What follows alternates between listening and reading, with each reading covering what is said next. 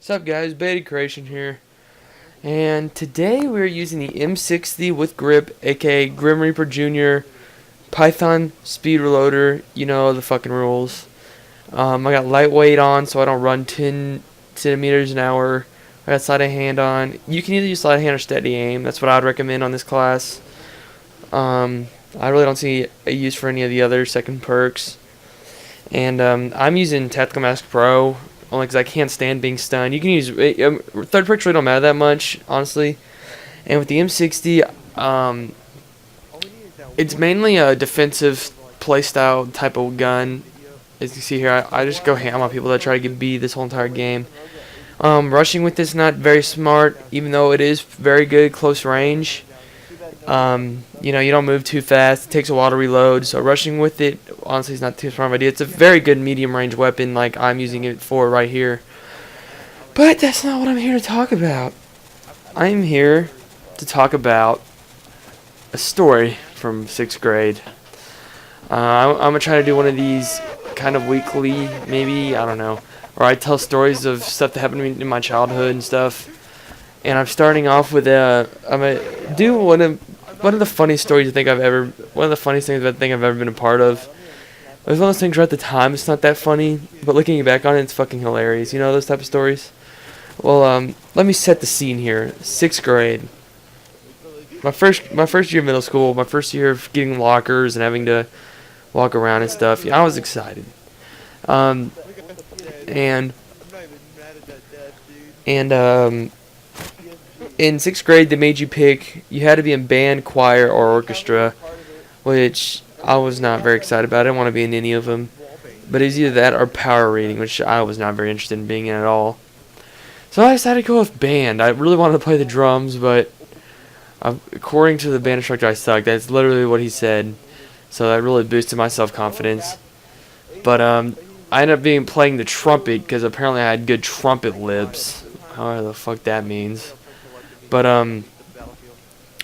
so yeah, the first semester went by. You know, I hated it. I hated the band instructor. I hated everything about band. But you know, I was a trooper. I stuck with it for a year at least. And we had our little Christmas party. You know, it wasn't Christmas, but you know, they can't have it over Christmas break. So it was like a couple weeks before Christmas.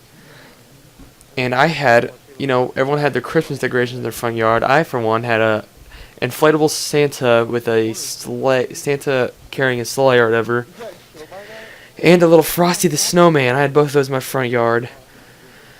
And you know, that may sound random at the time. That might sound random right now, but it's very important in the story. So you know, I'm at the band Christmas party, having the time of my life. I actually had a really big crush on this one girl who was also in band, and I ended up asking her out at the Christmas party thing. She said yes, and now she has really big tits. But anyway,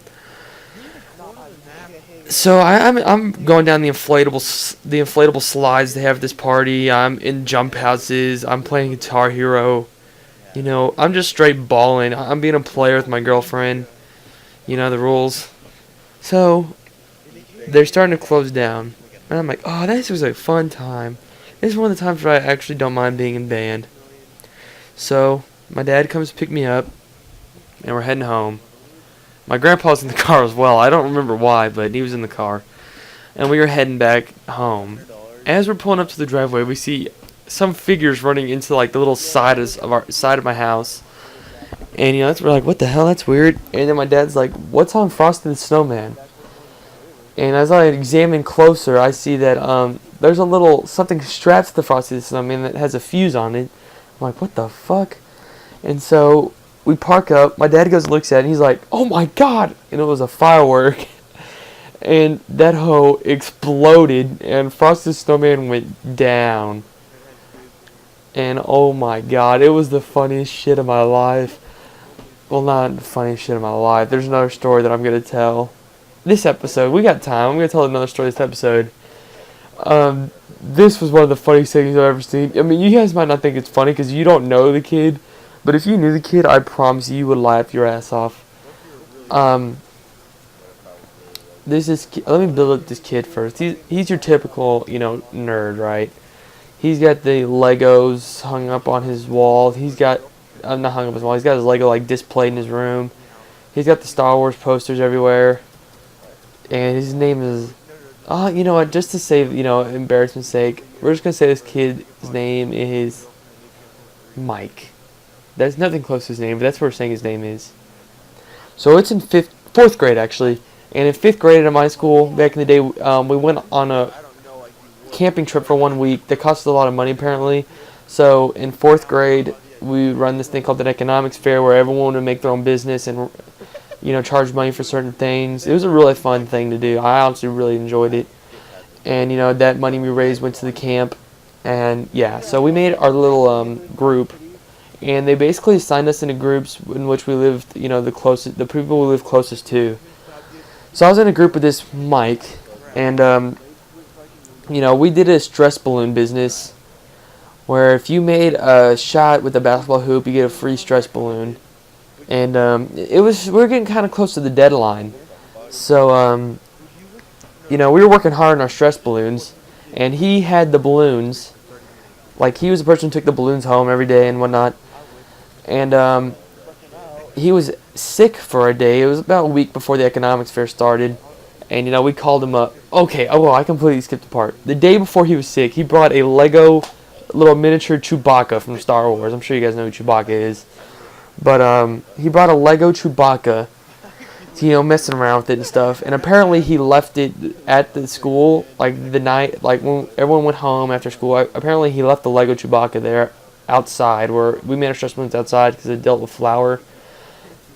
And so he left his outside apparently. And the day he was sick, we called him up and we were like, "Hey, Mike, we really need those balloons, dude." And he was like, "Oh, I have a problem." And we're like, "Yes, up." He's like, "Okay, sorry."